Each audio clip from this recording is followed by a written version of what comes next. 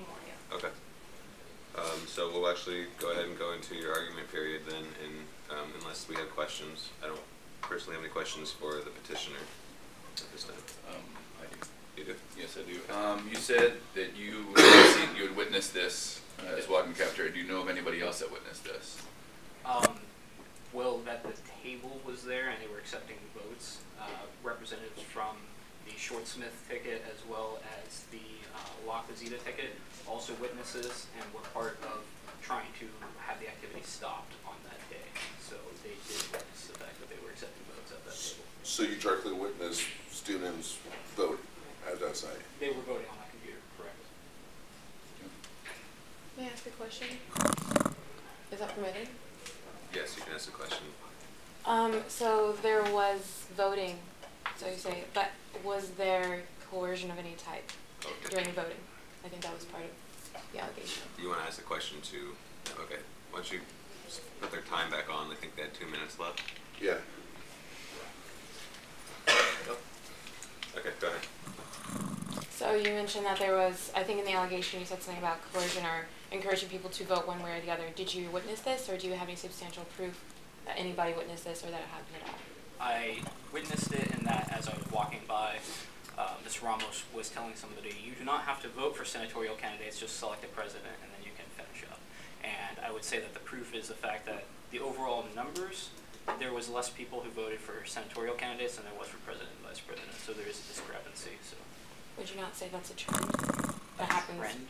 That usually tends to happen, as most people don't tend to know senatorial candidates when they're running, and there are a lot more of them. I'm here to address a specific complaint regarding this election, not trends for past elections. Just based off precedent. There's no evidence to that. It's just stating precedent one way or the other. There's no evidence to set precedent. For trend last year's, actually there's more people going for senatorial than for presidential tickets for last year. Any more questions? Okay. Now we'll move to the judicial period. How many questions? Do you have any more questions, Nick? I don't. No. Okay, so now we'll go into the argument period for the respondent. You guys can begin now.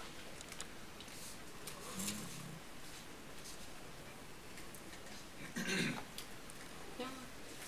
I think we covered a lot of it in our rebuttal. Basically, bylaw 620.01, we're accused of violating, which states that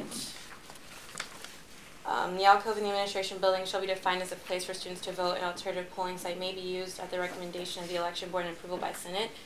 The reason this doesn't fit or apply in this case is that this was not a voting site, merely an unusual form of campaigning or a new form of campaigning, which in our orientation and in accordance with the bylaw, excuse me, I think it's 650.01.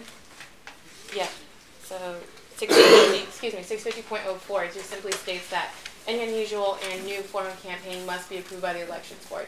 So this was not necessarily tabling, or it was definitely not an official polling site, merely an unusual and unprecedented form of campaigning here on the WSUV Vancouver campus for this particular elections. And once the approval was given by the elections board in the email that the chair, Margarita, has for you, it kind of voids out that entire argument.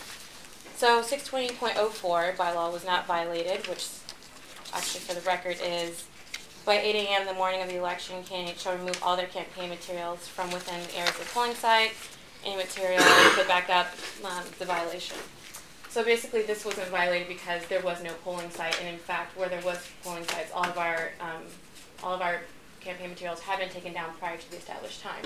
So if our table was simply a campaigning area rather than a polling site, the materials on the table it's a moot point, really. So, and I think we were also accused 650, breaking bylaw 650, which states, nope, I think that was it. Those are the basic bylaws that I think we were accused of breaking. In regards to the RCWs, excuse me, the Revised Code of Washington, as an institution, we have our own guiding documents, and at times they can conflict with the state guiding documents. But there's a reason that we have our own structure here and our own system.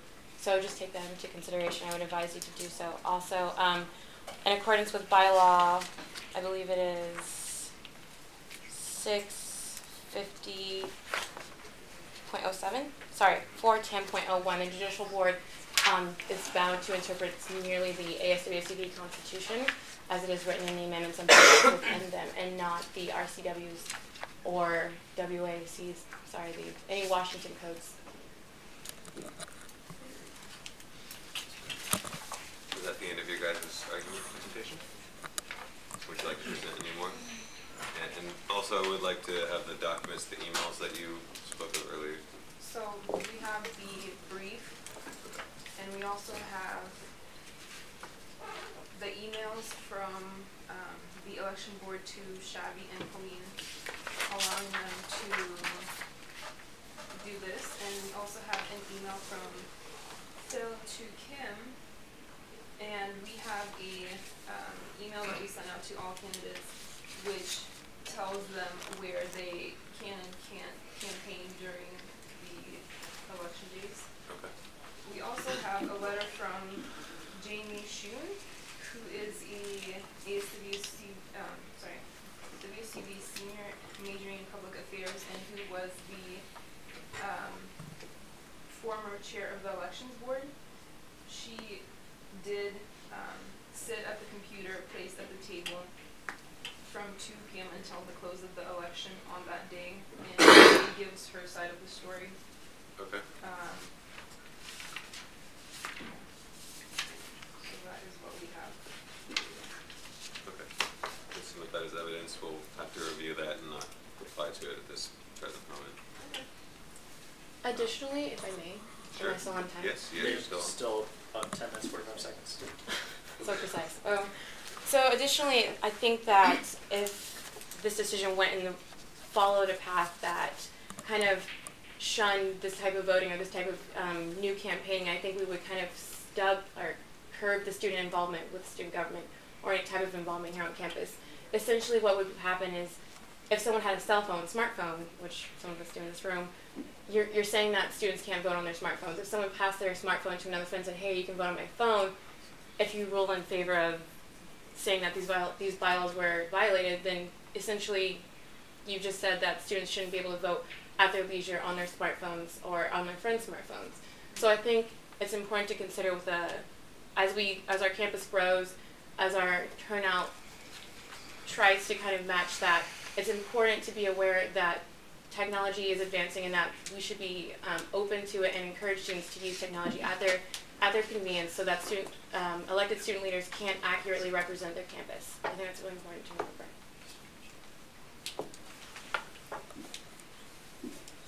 You guys, with the elections board or the Windows Room Institute, have anything else to say for their argument?